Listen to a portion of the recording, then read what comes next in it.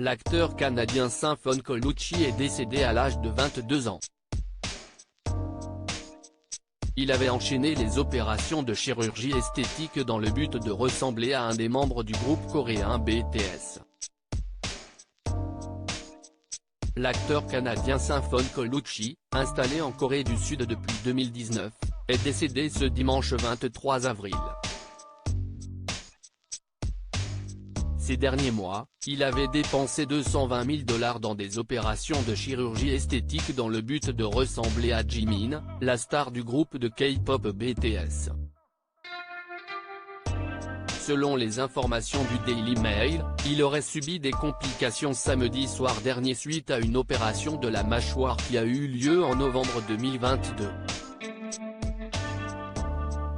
En effet, ce samedi 22 avril, Symphone Colucci a été hospitalisé d'urgence pour enlever les implants de sa mâchoire suite à une douloureuse infection.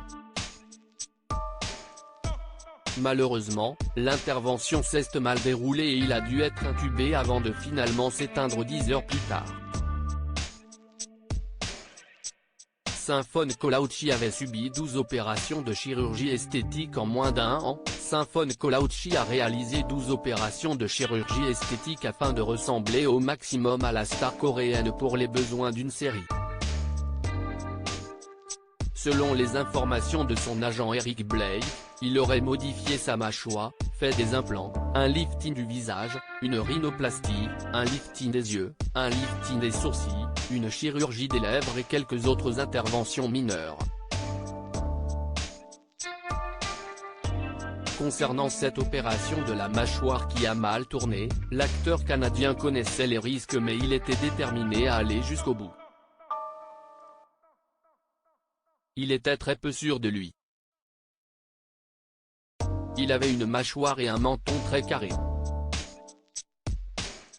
Il n'aimait cette forme parce que c'était trop large. Il voulait une forme en V, celle que beaucoup d'Asiatiques ont, ajoute son agent.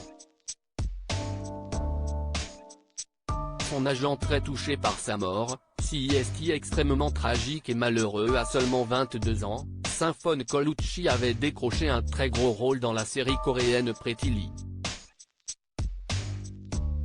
Il allait donc interpréter Jimin, le chanteur du groupe BTS. Après un tournage de juin à décembre 2022, la série devait être disponible sur une plateforme de streaming américaine en octobre prochain. Il était très excité, et avait beaucoup travaillé, a déclaré son agent. Touché par sa disparition, ce dernier ajoute, CST extrêmement tragique et malheureux. À lire aussi qui est BTS, le groupe de K-pop qui va remplir le Stade de France 2 soirs de suite.